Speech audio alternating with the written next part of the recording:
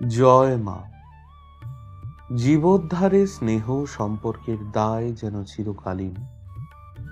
শ্রী শ্রী মায়ের অন্যতম শিষ্য আশুতোষ মিত্র শ্রী শ্রী মায়ের সঙ্গে এ বিষয়ে কিছু কথোপকথন করেছিলেন।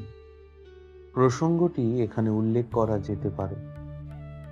কোনো এক মানসিক পীড়িত মুহূর্তে মা একদিন বলে ফেলেছিলেন, রাধি টাধি আমার কি?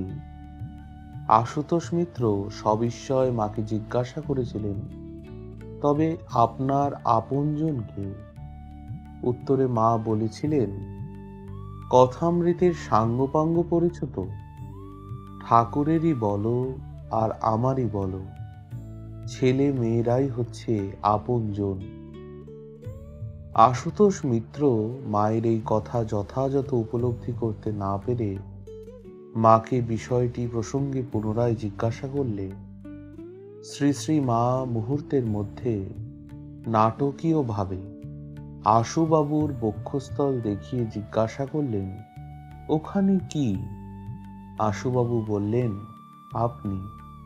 তখন মাও তার নিজের বক্ষদেশ স্পর্শ করে আবেগ কম্পিত স্বরে উত্তর করলেন, এখানেও তোমরা।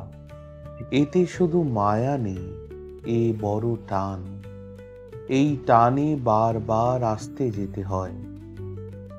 আবেগাদ্র সেই কণ্ঠস্বরের জের টেনে মা পুনরায় বললেন, দেখতে পাবে জগতে আর কেউ তোমার আপনার নয়। তখন বুঝবে এ টান কি টান। শ্রী শ্রী জগন্মাতা সমর্পণমস্তু। জয় মা, জয় মা, জয় মা।